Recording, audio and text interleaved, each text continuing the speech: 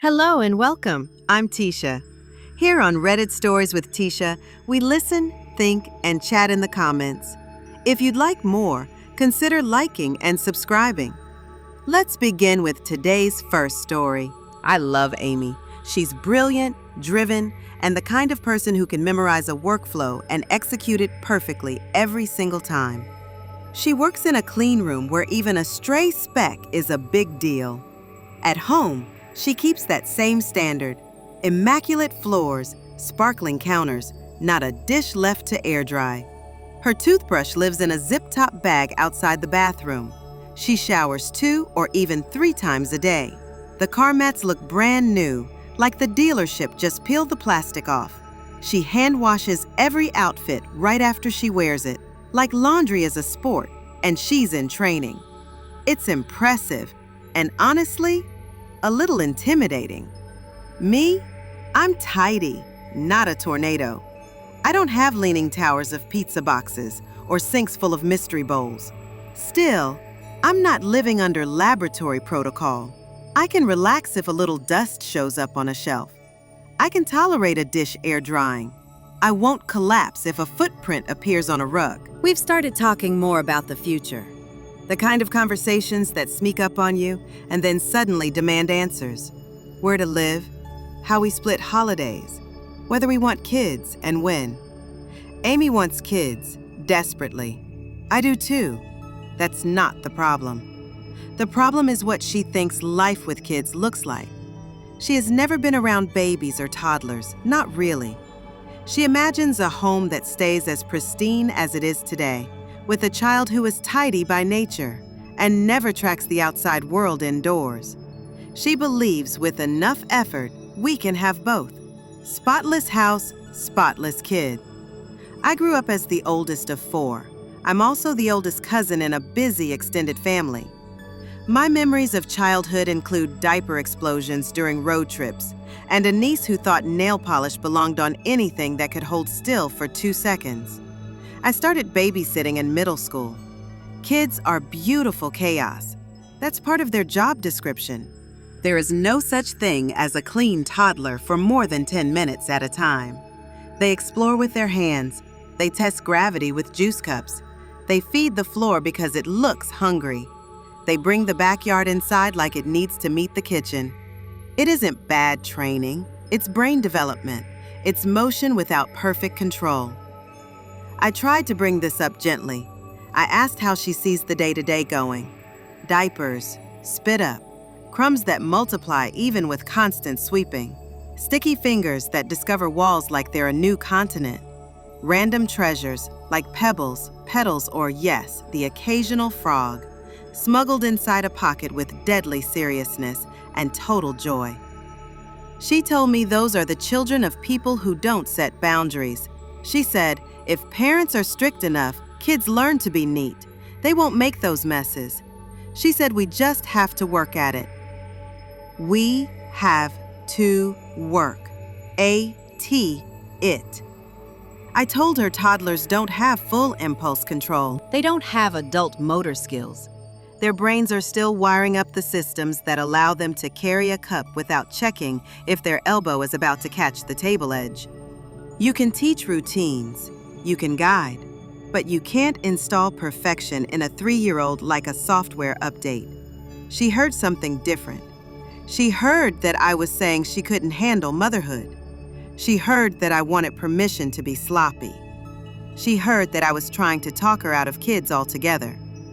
Suddenly, a conversation became a fight. We both said less than perfect things.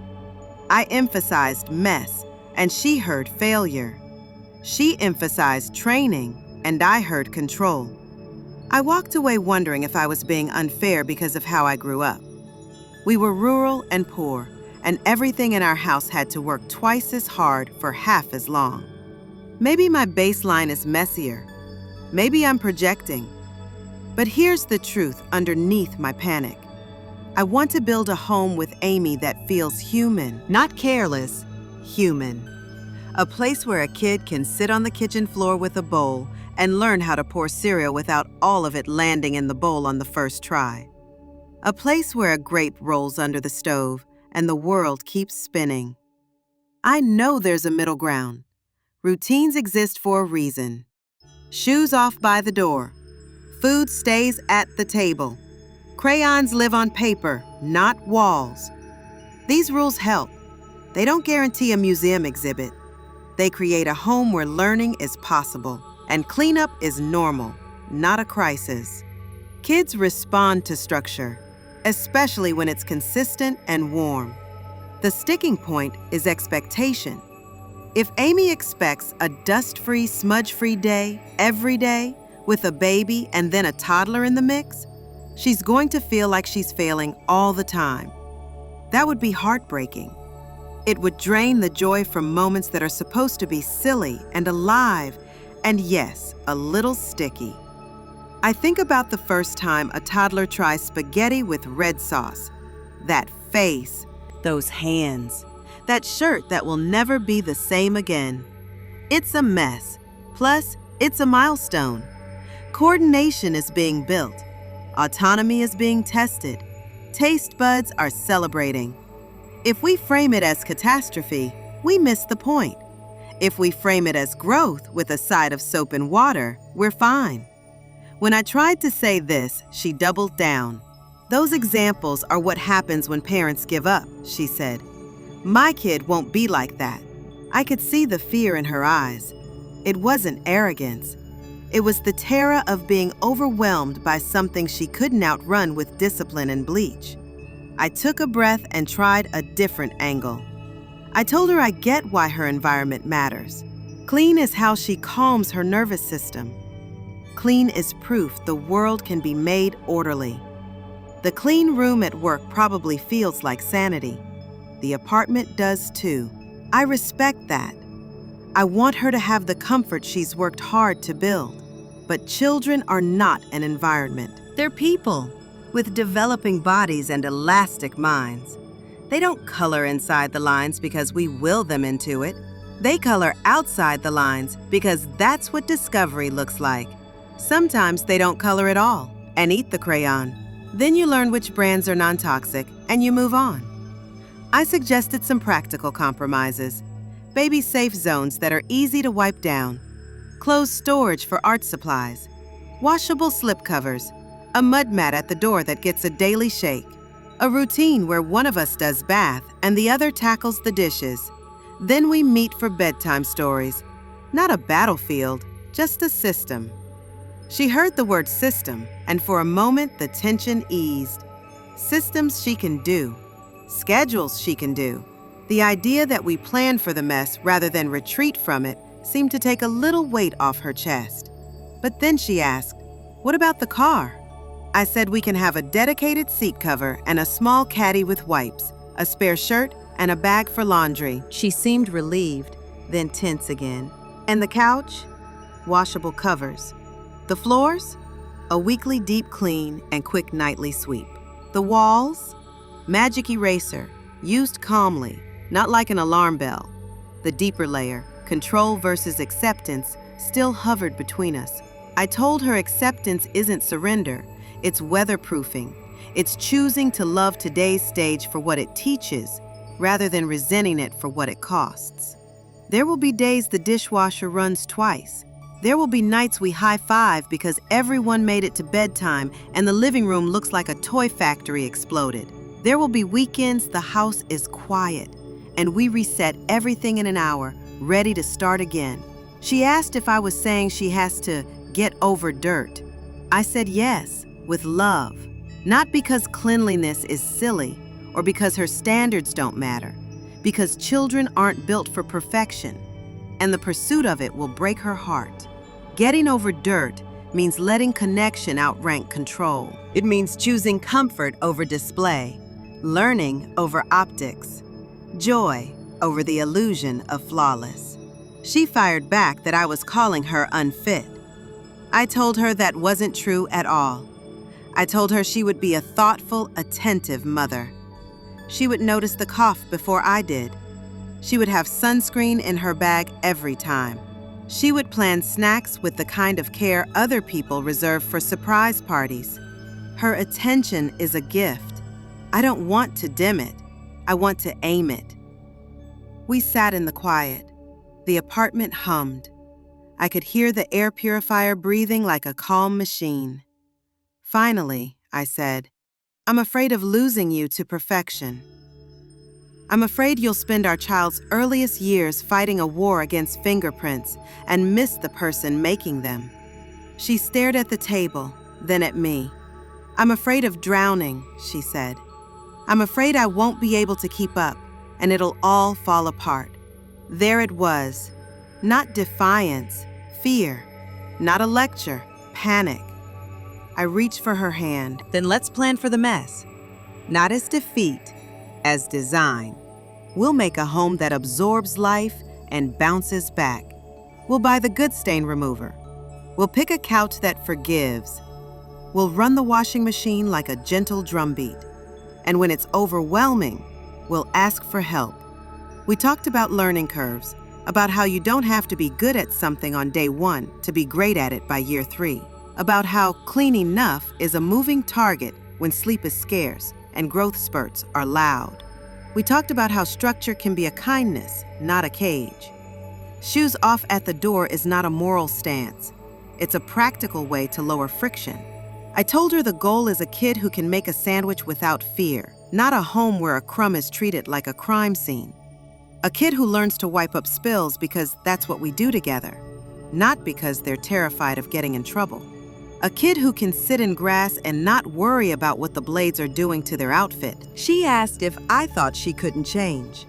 I said I think she can. I also think we should be honest about how change feels. Change is loud at first. It's uncomfortable. It asks you to let a few things go so your hands are free to hold something bigger. In this case, a baby who will one day be a kid, who will one day be a teenager, who will one day say, I remember how the kitchen smelled on pancake mornings. She laughed for the first time that night. Pancakes are messy, she said. Yes, I said, and they're worth it. She nodded, her shoulders softened.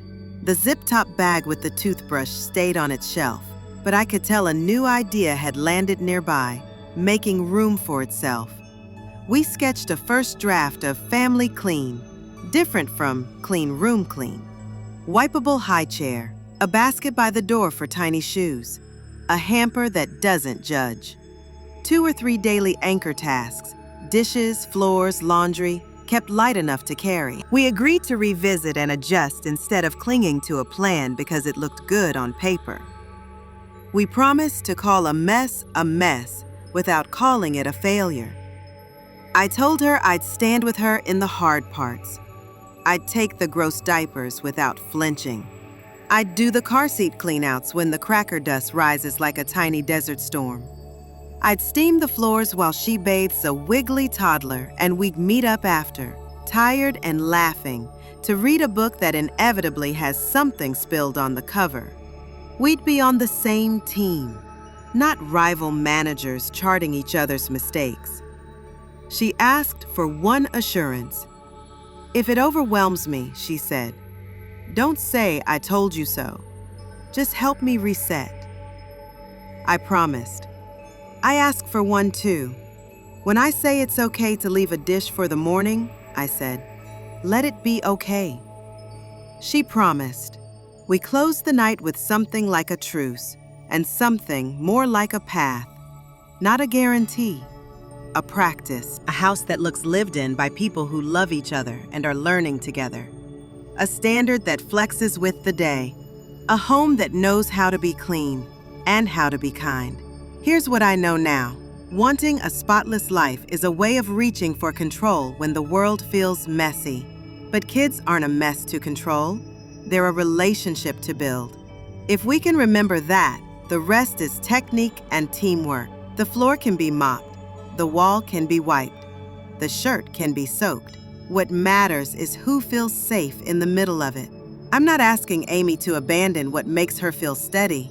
I'm asking her to widen the circle so a child can fit inside it without being squeezed. I'm asking her to trade a little perfection for a lot of connection.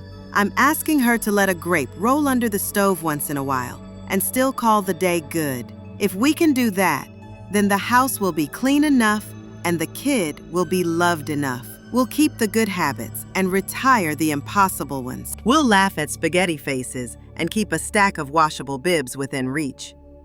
We'll buy a couch we don't have to fear. We'll build a rhythm that leaves room for life. And on the days when the rhythm fails, and it will, when the laundry wins or the floor looks like confetti after snack time, we'll choose grace. We'll choose to reset, not resent. We'll choose to hold each other's hands and remember why we wanted this in the first place. Family, not flawlessness. Final remark: love your people more than your plans. The plans can bend. The love should not. Okay, on to the next story. My kids reached out about college after almost a year of silence. I told them I couldn't help. The words came out blunt and cold, and the second I hung up, I felt the echo. Now I'm sitting with the question I didn't want to face. Did I just choose my pride over my children? Or did I finally draw a boundary I should have set a long time ago? I'm 38. I was married for 17 years to a woman I thought I knew. The divorce was finalized last year after I learned she'd been unfaithful for years. The exact details don't matter here, only that the discovery cracked everything open at once. What I had called a life suddenly felt like a stage set. When the lights came up, I realized the walls were cardboard. The fallout didn't stop at feelings. Debts I hadn't known about surfaced, one after another, like sinkholes. We sold what we owned to cover them. My credit nosedived. The burger place I'd managed for a decade closed its doors. I moved to a part of the state I never wanted to live in because it had the only opening I could find. No friends, no family. A couple of roommates I barely tolerate and who barely tolerate me. The hardest part wasn't the money, though. It was my daughter, 16 at the time, looking me in the eye and telling me what I'd seen wasn't real. She tried to protect her mother, and I understand that now, at least in my head. But in that moment, I felt like I was losing my grip on what was true. My therapist used the word gaslighting. I tried to forgive and still felt the sting. It's a strange thing to be the adult in the room and also feel like you're the only one without a chair. When the divorce officially began, the calls stopped. The texts thinned and then dried up. Holidays were quieter. Birthdays became days I worked late because it didn't matter if I was home. I told myself space might help. I told myself they needed time. I told myself a lot of things because silence is a big place to live in and you have to furnish it with something. Then the phone rang. Not once, several times. College, tuition, dorms plans. They had questions and they had needs. And they had a version of me in their minds that still existed in the old house. The version who could write checks and leave the worry to future me. The version before the wrecking ball. I told them no. I didn't cushion it with explanations, and I didn't drag their mother into it. I said I couldn't be the safety net. Not anymore. I said my finances were wrecked, and my credit wasn't something you could lean on even if you wanted to. I said I was sorry. It sounded like a closing door. The second I hung up, guilt flooded in. I started thinking about the kind of father I thought I'd be, the one who keeps showing up no matter what, the one who says yes even when it hurts. Then I thought about the man I actually am right now. Tired, rebuilding, still angry in pockets I don't show to anyone. The man who wants a relationship with his kids, but keeps bumping into the people they are today. Not the future versions I invented to calm myself down at night. Here's the part I don't want to admit. I'm not just broke, I'm bruised. Saying no wasn't only about money. It was about not wanting to be useful only when there's a bill. It was about being asked to step into a role I used to fill when for months I felt like no one cared whether I existed at all. I hate that this is true, but it is. Money became the stand-in for all the other things I couldn't give or get. I keep replaying my daughter's face from that day a year ago, when she swore I'd gotten it wrong. She was a kid caught in a storm she didn't make. She did what kids do, pick a side that keeps the roof from blowing off. I know that now, but knowing doesn't erase what it felt like to be the one left out in the rain. So, am I the bad guy for saying no to college money? Or am I a man who finally told the truth out loud? Here is my truth. The money is not there. Even if I wanted to help, I cannot conjure dollars from the pieces of a life I just started gluing back together. Even if I tried to co-sign something, my credit would make it worse. Even if I stretched to cover a semester, I would be gambling rent and groceries against the hope that the future would bail me out. That isn't love. That's a slow-motion collapse. There is another truth that sits next to it, a little quieter. I want to be part of my kids' future, not just their invoices. I want to hear about their classes that go well and the ones that go sideways. I want to know who their friends are and whether their roommates play music too loud or study with the lights off. I want chances to be useful in ways that don't swipe my card first. I worry they'll hear that as a dodge. I worry they'll think I'm punishing them for their mother's choices. I worry they'll believe I'm making them pay for my pain. That is not what I want. But I also won't pretend I'm a bottomless well. If I try to fake it, we'll all drown. When I strip away the noise, the question becomes simpler and harder at the same time. What does being a good father look like when you can't fund your children's education? What does love look like when your wallet is thin and your heart is tired? Maybe it looks like honesty that doesn't humiliate. Maybe it looks like saying, I can't pay tuition, but I can be here every time you need to talk through the maze. I can read the fine print with you so you don't sign something that will haunt you for decades. I can help you build a budget that you actually use. I can show up on move-in day with a car full of essentials and set up a room that feels like yours. I can be the number you call when the first week feels like too much, and I can pick up every time. Maybe it looks like refusing to weaponize the past while also refusing to pretend it didn't happen. My kids don't need a relitigation of the divorce. They don't need me to list the debts or rank the betrayals. They need to know where I stand without me dragging them into the mud. So I tell the truth in a way that doesn't turn them into messengers or judges. I say, I have limited means right now because of choices I didn't control and a few I did. I am rebuilding. I love you. I want to help in the ways I can. There's a part of me that wants to say, call me before the money talk next time. Call me when it's Tuesday and you're bored. Call me when you get a B+ you worked hard for. Call me when you cook something new and it actually turns out edible. Call me when you realize you need to buy laundry detergent again and you can't remember which one didn't make you itch. Call me for all of it, not just the big ticket. I want to be a father, not a funding source. And yet, college is big. It's big in cost and in meaning. Saying no feels like slamming a door on the version of me they still believe is in there somewhere. The man who can fix things. I can't fix everything. I can't even fix much. What I can do is refuse to pretend. I think about the day the restaurant closed, about handing in keys and walking out into a parking lot that had always felt like mine. And suddenly, it wasn't. I remember how small I felt, like I'd been shrunk a couple of inches and the world didn't adjust to match.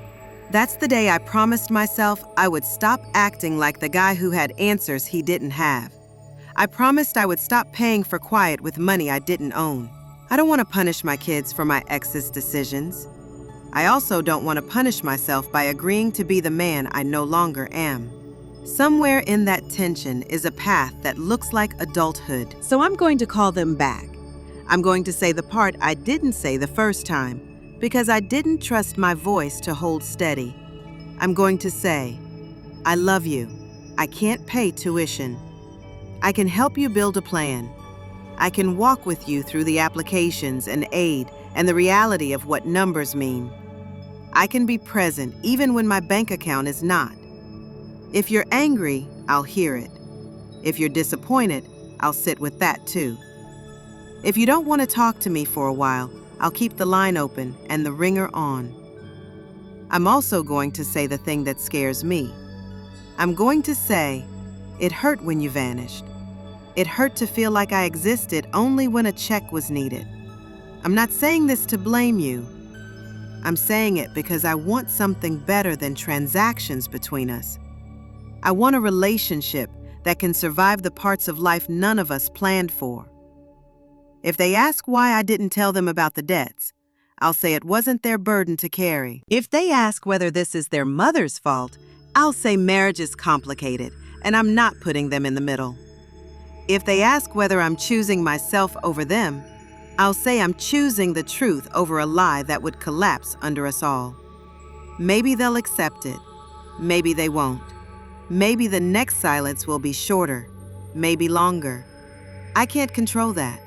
Control is part of what got all of us twisted up in the first place, trying to hold on to an image of family that had stopped matching the facts. What I can do is keep showing up with what I have, which right now is time, attention, and a willingness to be the grown-up when the conversation gets uncomfortable. I keep coming back to the kid in me who wanted to be a father someday. He pictured help with homework and cheering at games and fixing a leaky sink on a Sunday. He didn't picture spreadsheets and loans and credit scores. He didn't picture betrayal or court dates. He didn't picture saying no to something as important as school.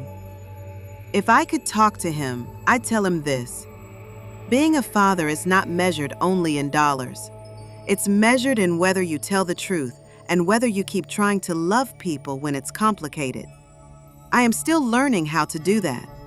I am still learning how to let the past be the past without dragging it into every future room. I am still learning how to forgive people who were doing their best and missed the mark, including myself.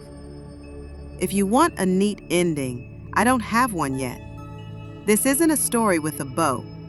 It's a story with a phone that might ring and a man who will answer. It's a story about drawing a line where the old me would have erased it and called that kindness. It's a story about saying no to a bill and yes to a conversation. It's a story about family, messy, stubborn, resilient. Maybe that makes me the bad guy in someone else's version of events. Maybe it makes me a parent, finally acting like a person, not a myth. Maybe it makes me both, depending on the day you ask. What I know is this: I won't light myself on fire to keep anyone warm anymore. I will build a fire we can sit around together if they want to come by. Final remark: money helps, but presence heals. I can't fund your future, but I won't stop showing up for it.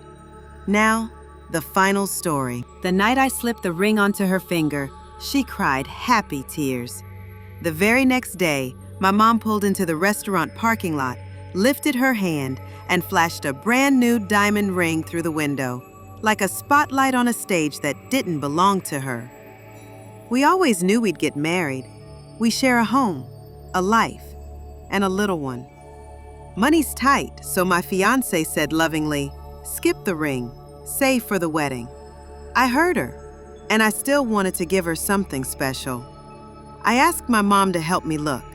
She actually found a lovely white gold band with a moissanite stone, clean lines, just right for our budget. She also showed me another option, the kind you admire and move on from.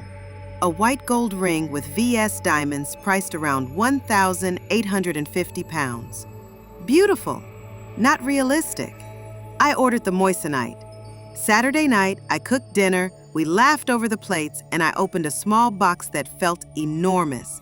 She was over the moon. Her smile said yes before any words did, and the ring fit like it had been waiting for her. Sunday, we were meeting my parents for a meal. My dad stopped by earlier. My fiancé showed him the ring, all glow and joy. He went home, told my mom.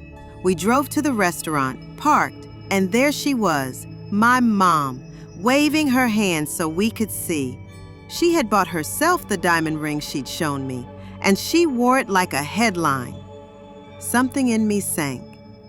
I watched my fiancé's excitement dim. The moment that had been ours felt crowded, like someone turned our duet into a chorus we didn't ask for. At the table, conversation kept circling back to my mom's ring, how it was diamond, how it caught the light. Jokes flew. Did Dad propose again? And my dad shook his head. They've been married for more than 30 years. My mom also said her original engagement ring was a crummy 30-pound ring, which landed hard. For me, engagement rings hold stories, not price tags. That comment felt less like a memory and more like a comparison neither of us needed. After dinner, I pulled back a little. Not a grand statement, just distance. Disappointment has a way of making you quiet.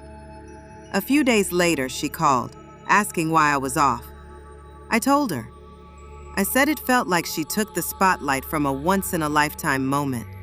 I said her moment was decades ago, and this one belonged to us. She said it wasn't an engagement ring. I had checked the website. It's marketed as one. I mentioned she wore it on the traditional finger, and that we spent dinner talking about it like a replacement. She went quiet, then said I was attacking her, and hung up. The next day I visited with our toddler so my parents could have time before a long trip. 2 hours in their living room felt heavy. My mom was moody. On the ride back, my dad said she truly believes she did nothing wrong. Here's how the house feels tonight. My fiancé thinks my mom was trying to share the moment, but chose the wrong moment. My dad thinks my mom shouldn't have bought herself an engagement ring at all. My mom says she did nothing wrong. And me? I'm almost certain I'm right, and still afraid I've made myself the main character in a story that should be about 2 people getting married. I keep replaying the timeline. I asked for help finding a ring. We found one we could afford. I proposed. My fiancé loved it. The very next day, my mom bought herself the pricier diamond ring, wore it to our celebration, and made it the topic at dinner. Even if there was no malice, the effect was the same. What should have been our afterglow turned into a comparison. This isn't about moissanite versus diamond. It's about timing and attention. My fiancé's joy deserved one simple day of being the brightest thing in the room.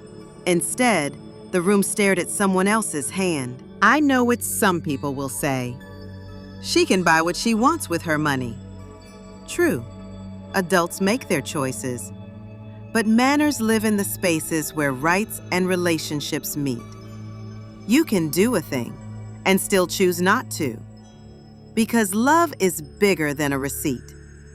Part of me wonders if this was my mom trying to feel included. Maybe she got swept up in the glitter and wanted a piece of it for herself. If that's the case, I wish she'd waited a week, a month, any day but the day after. I also think about my dad, how that crummy 30-pound line must land, even after decades. They built a marriage on more than jewelry. Downplaying the old ring to elevate the new one felt like rewriting their history for sparkle. So what now? I can't control how she felt then, but I can set expectations for the future. No public comparisons. No ring talk when we're celebrating something for us. No one-upping milestones that don't belong to you. It's not punishment. It's a fence around a garden we're still planting. I'm learning that boundaries don't have to be loud to be firm. I can love my mom and still say, please don't repeat that. I can make space for her and still protect the small, sacred places where my fiancé and I keep our joy. Here's what I'm not going to do. I'm not going to turn this into a long-term scoreboard. I'm not going to make the wedding a battlefield over who shines. I'm not going to let a piece of jewelry dictate the tone of a family. Love deserves better material. If my mom truly believes she did nothing wrong, we'll need a calmer conversation after her trip. Not to relitigate the dinner, but to agree on the shape of kindness moving forward. Celebrate the person in front of you is a good first step. No comparisons is an easy second. And ask before you add yourself to someone else's moment is the quiet rule that keeps everything soft. To my fiancé, I see you. You didn't want a ring at all, and you let me give you one because you knew it mattered to me. You wore it with joy until someone made it feel small. It isn't small. It's ours. To my dad, I hear the silence behind your jokes. History holds. It doesn't need to be defended against a newer stone. To my mom, if this was excitement, I get it. If it was competition, we can stop keeping score. Either way, let's not do this again. Am I the bad guy? I don't think so. I think I'm a son learning to protect his future family without burning bridges to the past. A fiancé trying to keep the focus on the promise, not the price. A person choosing sentiment over spectacle. We'll have other dinners. We'll tell this story someday and roll our eyes at how messy love can be. Maybe my mom will laugh and say, I got swept up. Maybe she won't. Either way, my fiancé's ring will still be the ring that started our next chapter. That's the only metric that matters. Final remark. Moments are to competition. Let the couple shine and save the look at me for another day. How would you handle it? Share your thoughts in the comments. Thanks for being here and for keeping it kind. I'm Tisha. This was Reddit Stories with Tisha. If you'd like more, consider liking and subscribing. See you in the next one.